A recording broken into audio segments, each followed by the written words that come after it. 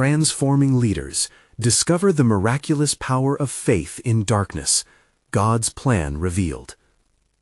In the 3rd year of Jehoiakim king of Judah, Nebuchadnezzar king of Babylon came to Jerusalem and besieged it. The Lord gave Jehoiakim into his hand, along with some of the vessels of the house of God. Among the captives taken to the glittering metropolis of Babylon was Daniel, a young man of noble lineage, along with his companions Hananiah, Mishael, and Azariah. The radiant city was adorned in golden splendor, alive with laughter and revelry that resonated through its sunlit streets. This land of idols and worldly delights stood in stark contrast to the faith of their ancestors. Yet despite the allure that surrounded him, Daniel's heart remained steadfast. Each day he observed the rich feasts and indulgent offerings, a far cry from the dietary laws handed down through Moses. The savory scents wafting through the palace halls were a constant reminder of what was forbidden, yet the love for Yahweh burned brighter within him. "We must not forsake the covenant," Daniel whispered to his friends one evening, their resolve hardening like iron.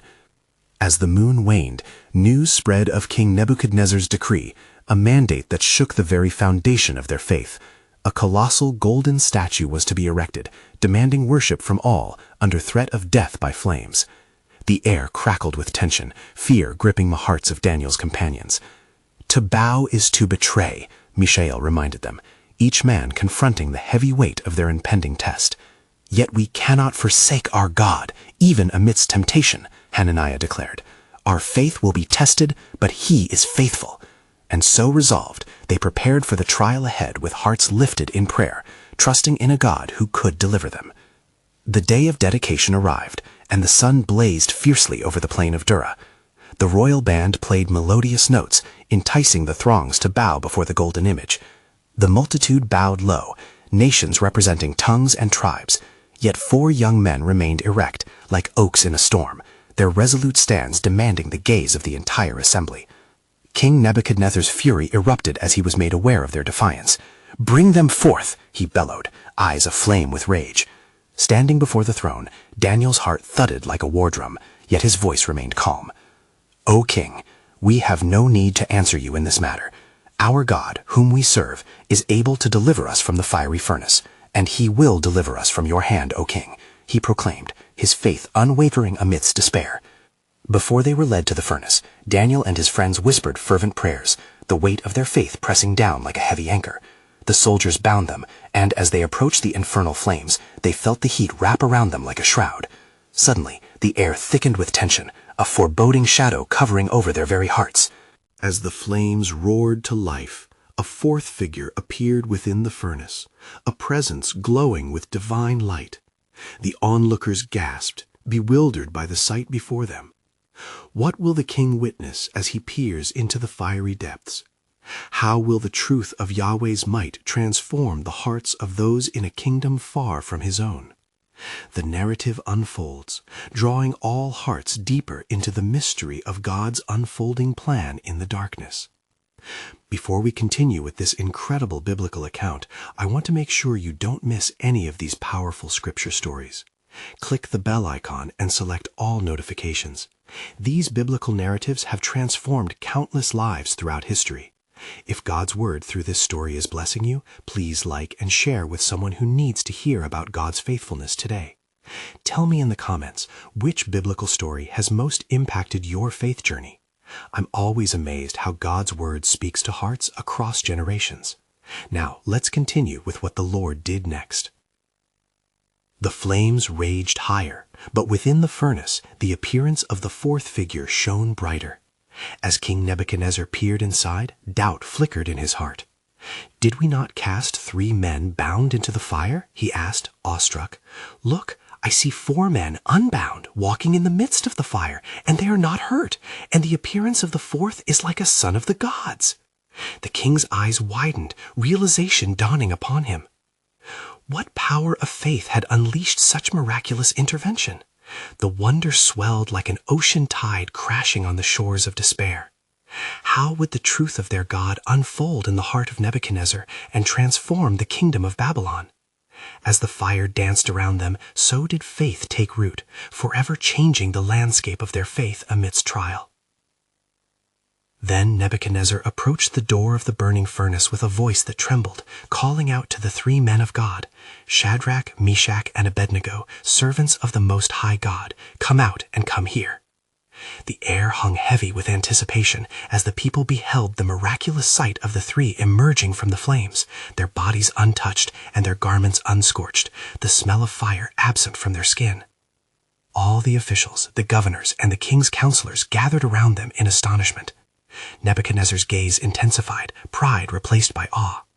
"Blessed be the God of Shadrach, Meshach, and Abednego," he declared, "who has sent his angel and delivered his servants, who trusted in him and set aside the king's command and yielded up their bodies rather than serve and worship any god except their own." The murmurs of the assembly echoed through the plain, for they witnessed a display of power that defied the very nature of the flames that surrounded the furnace. Therefore, I make a decree.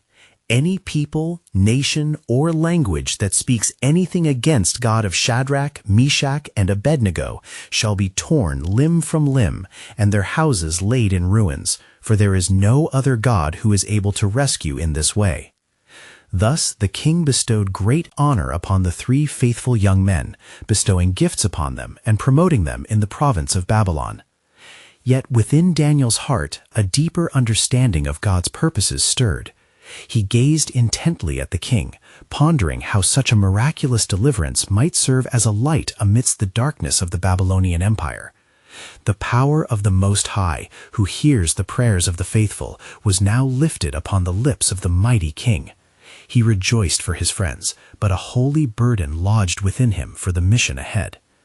In the days that followed, Daniel sought the Lord, eager to discern the unfolding plans for his people and the nations of the earth. Night after night he petitioned for clarity, wrestling with his spirit, determined to reveal God's glory even in a land of idols. One night, as he prayed, a vision came upon him. A tremendous image stood before him, its brilliance illuminating the darkness of Babylon, a statue of gold, silver, bronze, iron, and clay. He understood that this was a revelation of kingdoms to come, each one symbolizing the rise and fall of empires under God's sovereignty. The final kingdom would be a stone cut without hands that would crush all earthly powers, standing forever. "Lord," he cried out, "let your will be done upon the earth. Prepare us for the work of your hand." And in that moment, a peace enveloped him, a whisper of hope, knowing that even amidst trials and tribulations, God's plan remained unshakable. As the sun rose upon the city, Nebuchadnezzar's decree echoed in the hearts of both kings and captives, igniting a flame of faith that would spread beyond their gathering. "What more shall I discover about the God of the Hebrews?" the king mused, fleeing the chains of idolatry that had bound his reign. And so the narratives intertwined, with God orchestrating events in mysterious ways, preparing the hearts of nations for revelation yet to come. Thus the stage was being set for further encounters, for in the tapestry of history, not only were walls being torn down, but the foundations of belief were shifting, leading to an unveiling of divine authority that would continue to shake the earth until the appointed hour. What wondrous mysteries awaited in the unfolding of this grand narrative? What revelations would emerge from the shadows of power, leading towards the hope fulfilled in a coming kingdom? The heart of God sought after his people, and the earth would tremble at his sovereign will. In the days that followed the miracle of the furnace, the winds of change swept through Babylon as the decree of King Nebuchadnezzar reverberated among the people. Word quickly spread about the God who had delivered Shadrach, Meshach, and Abednego from the flames, and curiosity regarding this Most High God ignited discussions across the vast city. Daniel, now elevated alongside his three friends, found himself in a unique position, for the hand of God was upon him in favor. The king summoned him frequently, eager to hear his interpretations and gain wisdom concerning dreams and visions that plagued his nights. Each time he entered the royal presence, Daniel bowed in reverence, knowing the throne belonged not to King Nebuchadnezzar, but to the sovereign Lord who had set him upon that seat. Yet as the days turned into months, Nebuchadnezzar's heart, though moved by the miraculous events that had transpired, slowly began to harden again under the allure of his own authority. He began to fashion a great image of gold, a monument to pride, a reminder of his splendor and might, commanding the people to bow down and worship it at the sound of musical instruments. The image stood tall in the plain of Dura, gleaming in the sunlight, demanding allegiance from every inhabitant of Babylon. The king's voice rang out in a fierce decree, "You shall bow and worship this image, or face the fiery furnace." The echoes of his proclamation cast a shadow over the faithful. But Shadrach, Meshach, and Abednego, emboldened by their earlier deliverance, refused to bow. Their hearts burned with a faith more fierce than the flames intended to threaten them. They boldly stood before the king's furies, declaring, "O Nebuchadnezzar, we have no need to answer you in this matter. If this be so, our God whom we serve is able to deliver us from the burning fiery furnace, and he will deliver us out of your hand, O king. But if not, be it known to you, we will not serve your gods or worship the golden image that you have set up." The king's face grew livid with rage at their defiance, and his spirit was inflamed as he ordered the furnace heated 7 times hotter than usual. Soldiers bound the 3 men and cast them into the flames, seething with a wrath that seemed insatiable. Yet as the heat and smoke billowed forth, a hush descended upon the multitude. The king rose in haste and exclaimed in disbelief, "Did we not cast 3 men bound into the fire? Look, I see 4 men unbound walking in the midst of the fire, and they are not hurt, and the appearance of the 4th is like a son of the gods."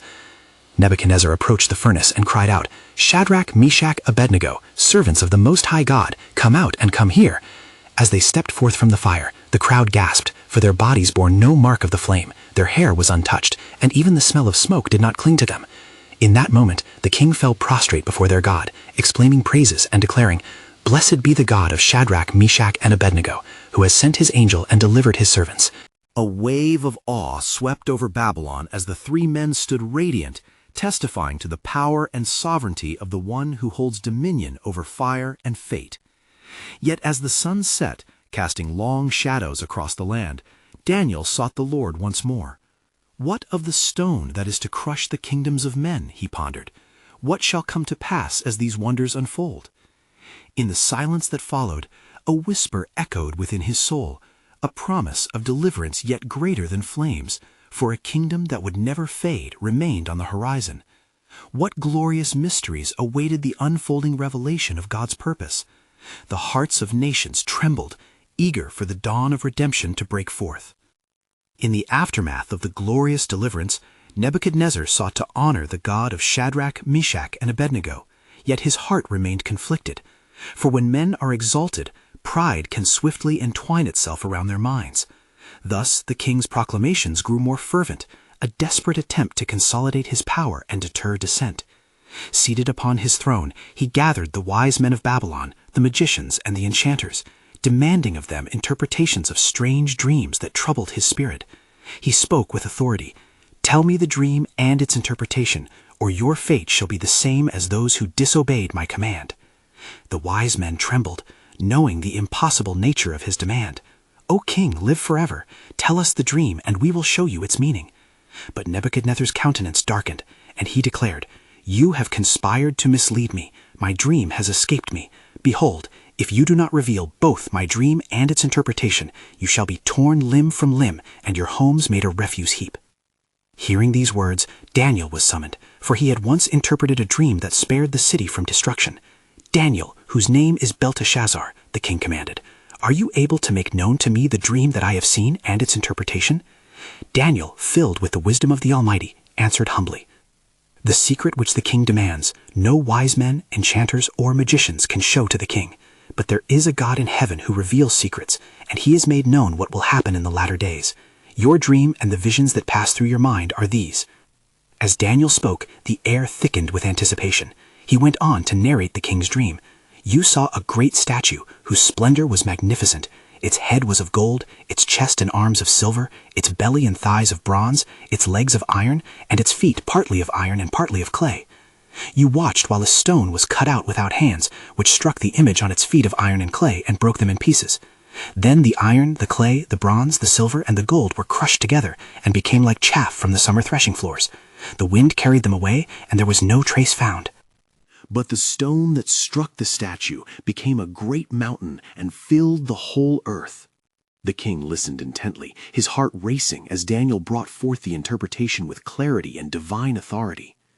"This is the dream, and we shall tell the interpretation. You, O king, are the head of gold, representing a kingdom of great power. But after you shall arise another kingdom, inferior to yours, and then a third kingdom, which shall bear rule over all the earth. Finally, a fourth kingdom shall be as strong as iron. It shall crush and break all things in pieces. And as the feet were partly iron and partly clay, this kingdom shall be divided. But in the days of those kings, the God of heaven will set up a kingdom which shall never be destroyed. It shall break in pieces and consume all these kingdoms, and it shall stand forever. For just as you saw that a stone was cut from the mountain without hands, which broke the iron, the bronze, the clay, the silver, and the gold, the great God has made known to the king what shall come to pass. As Daniel finished speaking, the king fell upon his face, recognizing the wondrous power of the Most High God. Truly, your God is the God of gods, the Lord of kings, and a revealer of secrets, Nebuchadnezzar proclaimed, his own heart torn between allegiance and ambition. Yet in the very depths of his soul, a restless conflict brewed. What will become of me, the king who stands upon the throne, he wondered, as shadows of doubt began to dance on the walls of his once secure fortress. And thus heaven watched intently, for the time had come to unveil the fullness of God's sovereign plan. The stone that would crush the kingdoms of men was but a shadow of the greater reality to soon be revealed. What hearts would tremble before its power?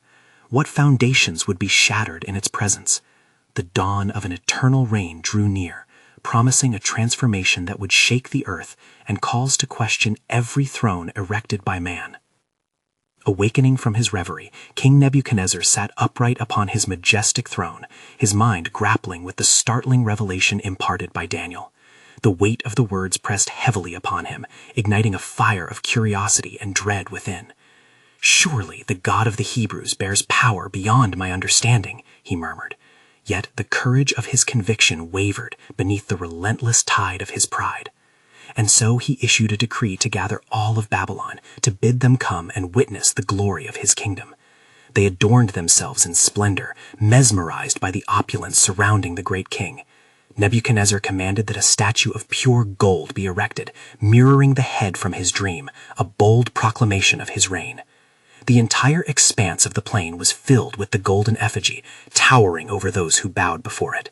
As the sun glinted upon its surface, the king proclaimed, "At the sound of the trumpet, all shall fall prostrate before the image I have made, for it symbolizes my eternal majesty."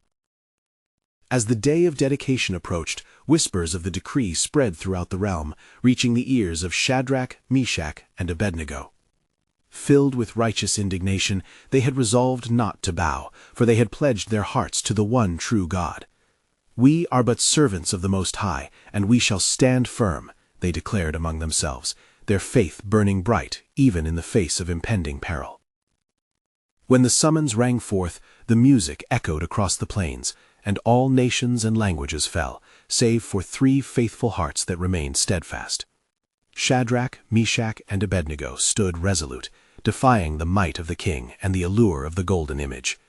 The outcry reached the king's ears, and his fury ignited like a furnace. Filled with rage, he summoned them before him, reviling their apparent disobedience.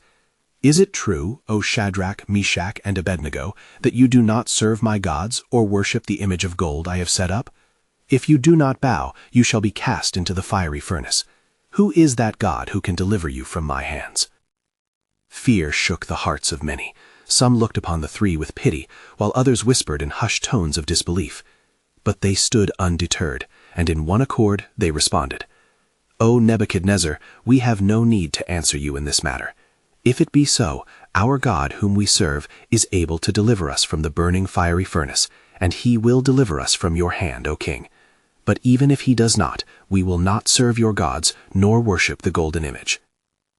The king was struck with a mixture of astonishment and seething wrath. His commands rang out to heat the furnace 7 times hotter, and his soldiers bound the men tightly and cast them into the blaze. But heaven bore witness, and the God who reveals hidden things was not yet finished with his divine plan. As Nebuchadnezzar peered into the furnace, his astonishment grew, for 4 figures walked unharmed amidst the flames, and the likeness of the 4th resembled a divine being.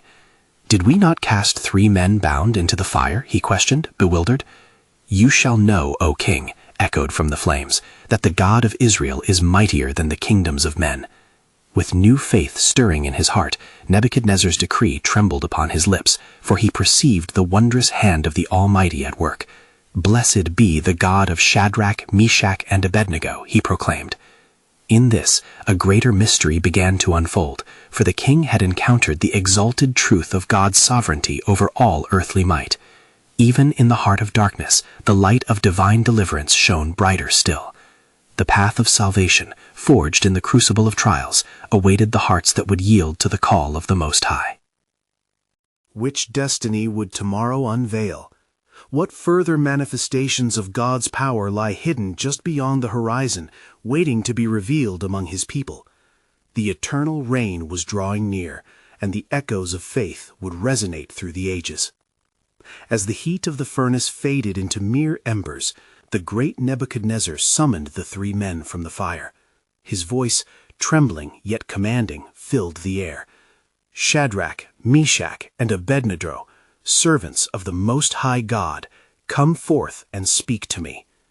The three stepped out of the stifling heat, their garments intact, unscorched by the flames, with not even the smell of smoke upon them.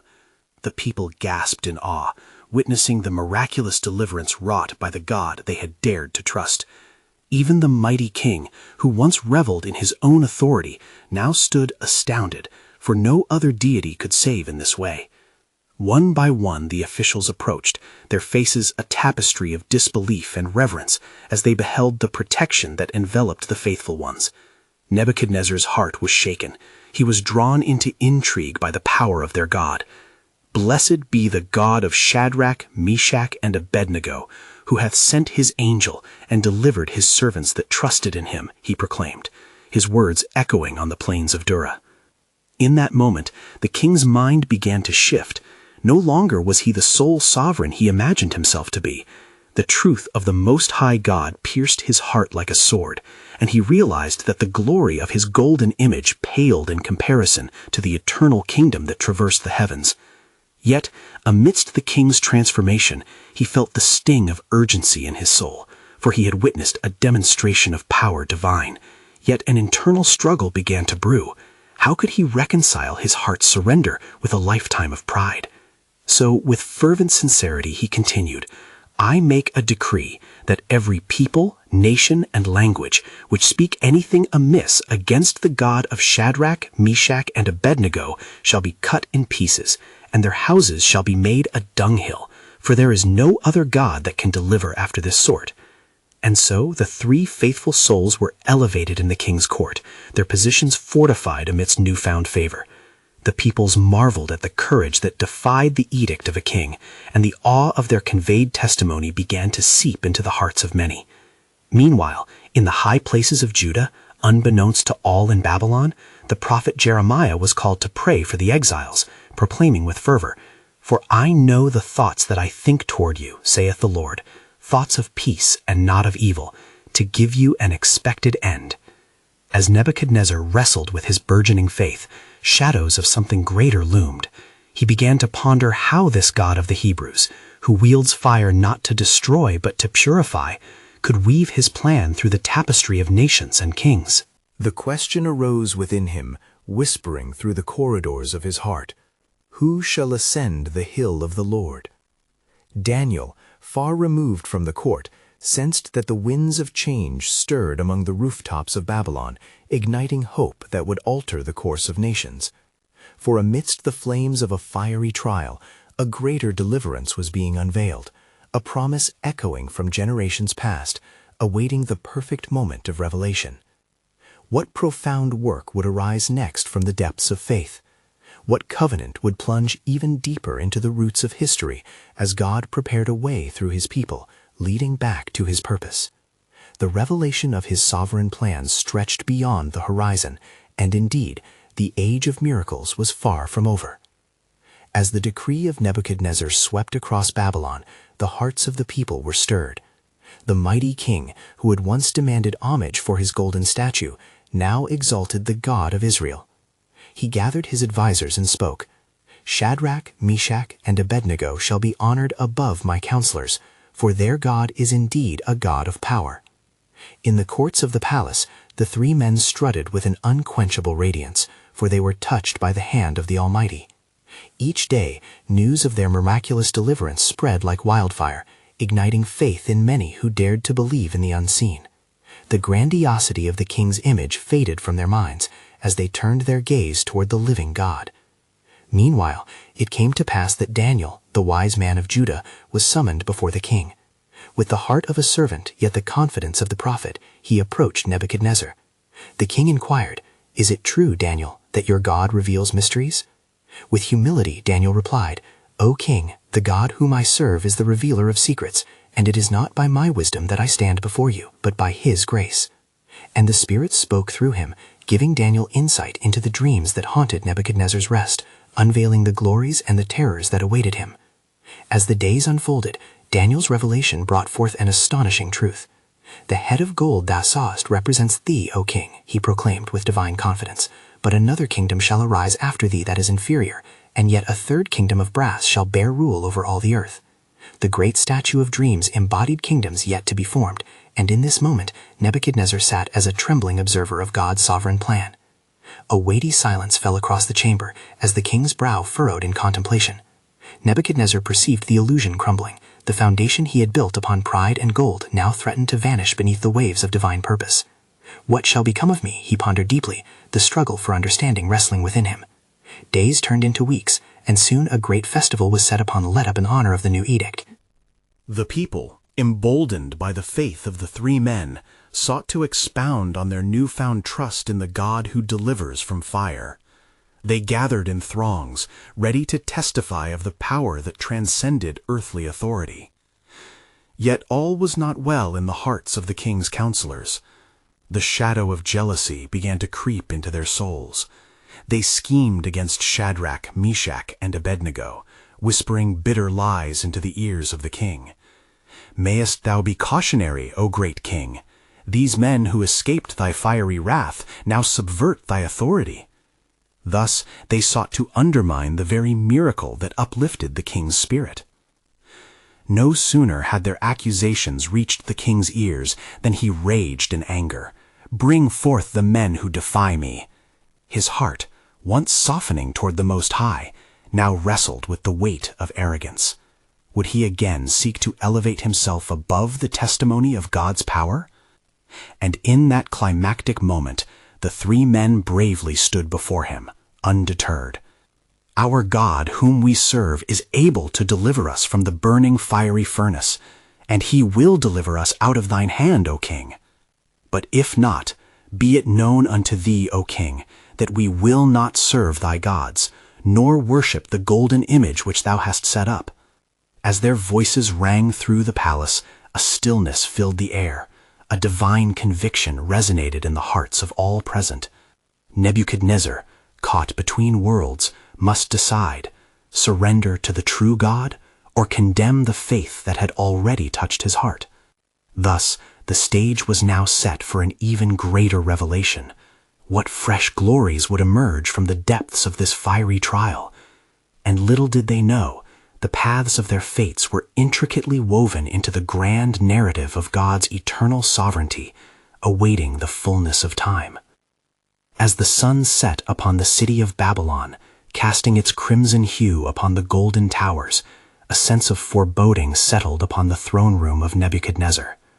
The king's countenance darkened as the three men stood before him, resolute in their defiance. "Is it true that you dare to defy the power of my decree?" he thundered, his voice a mix of rage and confusion. Shadrach, Meshach, and Abednego exchanged glances, their eyes shining with unyielding faith. Like iron forged in fire, they were steadfast. "O king, we have no need to answer thee in this matter," replied Shadrach. "If it be so, our God whom we serve is able to deliver us from the burning fiery furnace, and he will deliver us out of thine hand, O king." Nebuchadnezzar's heart swelled with fury, for he could not fathom how mere mortals would dare to confront his authority. "Then what God is this that shall deliver you out of my hands?" he roared, proclaiming the superiority of his rule. Yet within him, uncertainty flickered. Perhaps the faith of these men pierced the veil of his own delusion. Without hesitation, the three men declared, "Be it known unto thee, O king, that we will not serve thy gods, nor worship the golden image which thou hast set up." The tension in the chamber writhed like a tempest, and whispers rippled through the crowd assembled outside the palace gates. With a cruel smile masking his trembling heart, Nebuchadnezzar commanded, "Heat the furnace 7 times more than it was wont to be heated." The flames roared mightily as the furnace was stoked, consuming all that was near. The king was oblivious to the whispers of the people, for they marveled at the courage of Shadrach, Meshach, and Abednego. Clinging to the God of Israel, they spoke of his faithfulness that could not be shaken, even in the face of death. As the furnace blazed, the king's mighty men bound the faithful trio and cast them into the searing flames. To the amazement of all, they fell into the fire, and in that instant the breath of God moved upon the flames. The fire that was meant to consume became a sanctuary, and the executioners who sought to silence the men were themselves engulfed by the flames. Suddenly, Nebuchadnezzar leapt to his feet, disbelief etched upon his face. "Did we not cast 3 men bound into the fire?" he asked, astonished, turning to his counselors. "Lo, I see 4 men loose, walking in the midst of the fire, and they have no hurt, and the form of the 4th is like the Son of God." A wave of reverence swept through the onlookers. The Almighty had stepped into the fire, and his presence shone brighter than the flames. With fear and awe, the king called out to the men, "Shadrach, Meshach, and Abednego, servants of the Most High God, come forth." Emerging from the furnace, untouched by fire or smoke, they stood before Nebuchadnezzar, demonstrating the wondrous power of their God. As they stepped out, the crowd was astonished, for their garments were unscathed, and they bore no scent of smoke. In that moment, the king's heart was transformed. "Blessed be the God of Shadrach, Meshach, and Abednego," he proclaimed with newfound reverence, "who hath sent his angel and delivered his servants that trusted in him." Thus he issued a decree throughout the land, commanding honor for their God. Yet amidst this miraculous testimony, a deeper question loomed. What further works would God perform to reveal his unfathomable purpose? For within the furnace of trial and the blaze of faith, the light of God's sovereign plan was only beginning to pierce through the shadows of Babylon, leading towards an astonishing fulfillment yet to unfold. In the days following the deliverance of Shadrach, Meshach, and Abednego, the city of Babylon echoed with whispers of the great miracle witnessed by all. The royal decree had declared the God of Israel to be the one true God. Yet in the heart of Nebuchadnezzar, a struggle remained. Though he had witnessed the Lord's might, his spirit wrestled against the weight of pride and the allure of his own dominion. The king summoned his magicians, enchanters, and wise men once more, grasping at the straws of their wisdom. "These men defied me," he said, a puzzled frown creasing his brow. "Yet their gods surpassed my flames." The wise ones shifted uncomfortably, for they were men of great knowledge, yet powerless in the face of divine authority.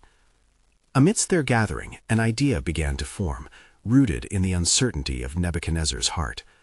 "O king," an enchanter ventured hesitantly, "may we seek the interpretation of a dream, for such things may yet reveal the path of future events."